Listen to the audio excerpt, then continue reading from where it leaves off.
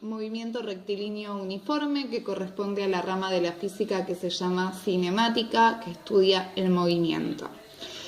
El MRU, también conocido como movimiento rectilíneo uniforme, quiere decir movimiento o significa cambio de posición.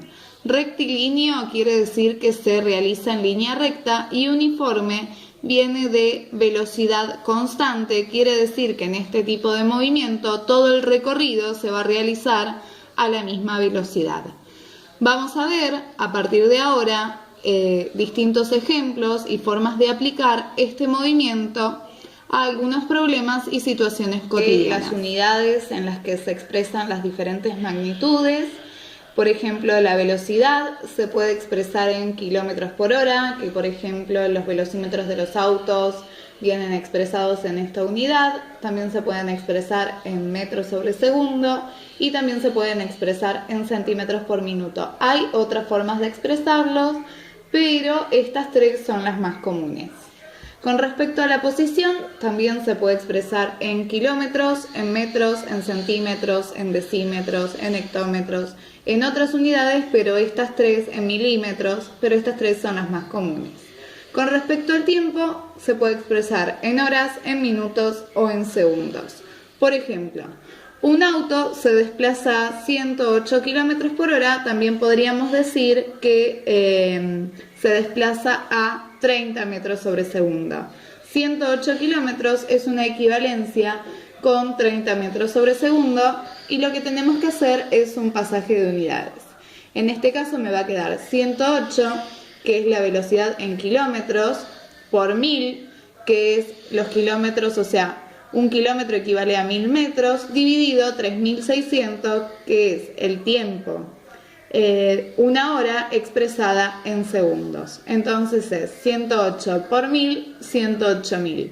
Dividido 3600 me da 30. Y la unidad pasó de ser kilómetros por hora a metros sobre segundo. Ejemplo del movimiento rectilíneo uniforme.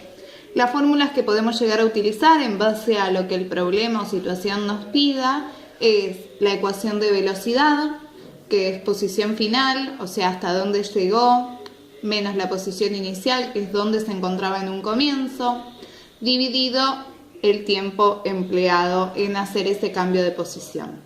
La ecuación horaria, para determinar la posición final, que está dada por donde se encontraba el comienzo, más la velocidad por el tiempo. No olvidemos que la velocidad en este movimiento es constante, y en el caso de que nuestra incógnita sea el tiempo, va a ser posición final menos posición inicial dividido la velocidad.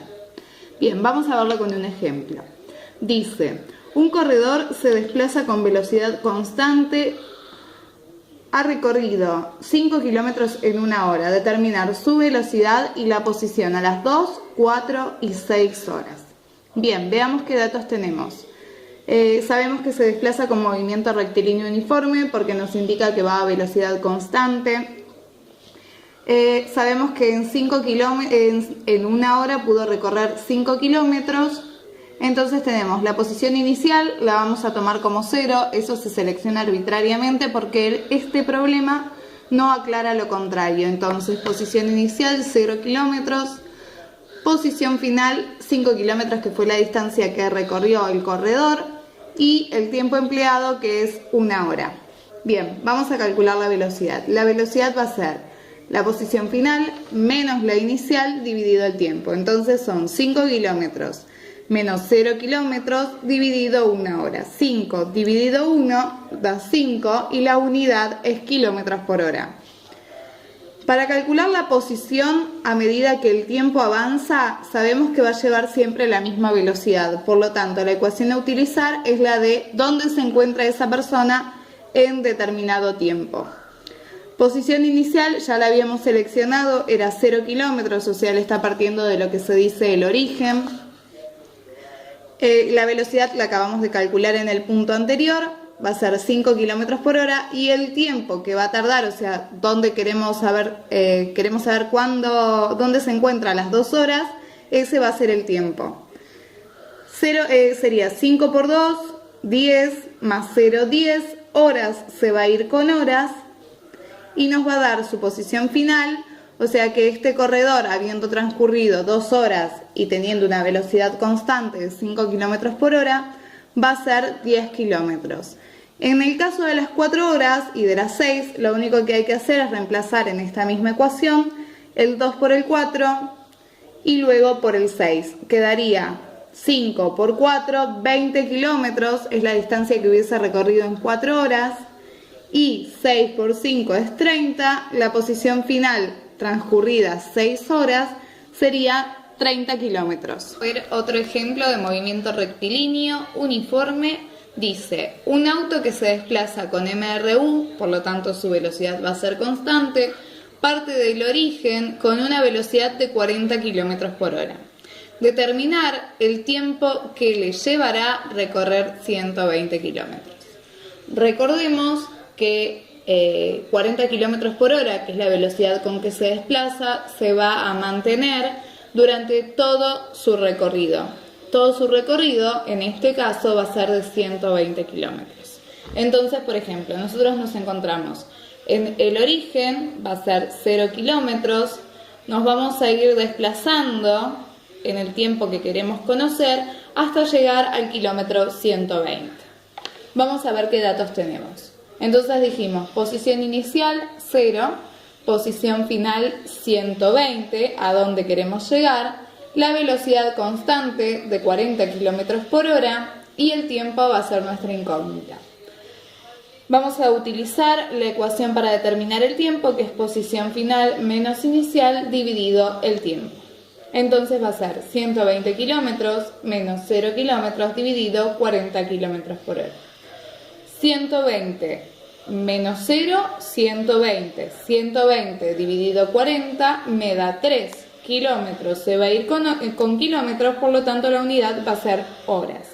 3 horas va a ser el tiempo empleado por este auto en recorrer esos 120 kilómetros. Último ejemplo. Dice, el guepardo es el animal más rápido del planeta, se desplaza a 120 kilómetros por hora. El corredor más rápido del planeta recorrió 100 metros en 9,8 segundos.